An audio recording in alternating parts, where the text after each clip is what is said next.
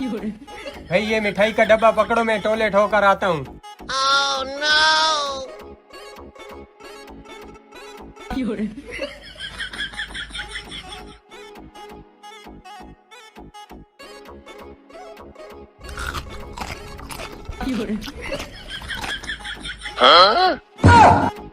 भाई अकेले अकेले मिठाई खा रहे हो? भाई ये लो आप भी खाओ।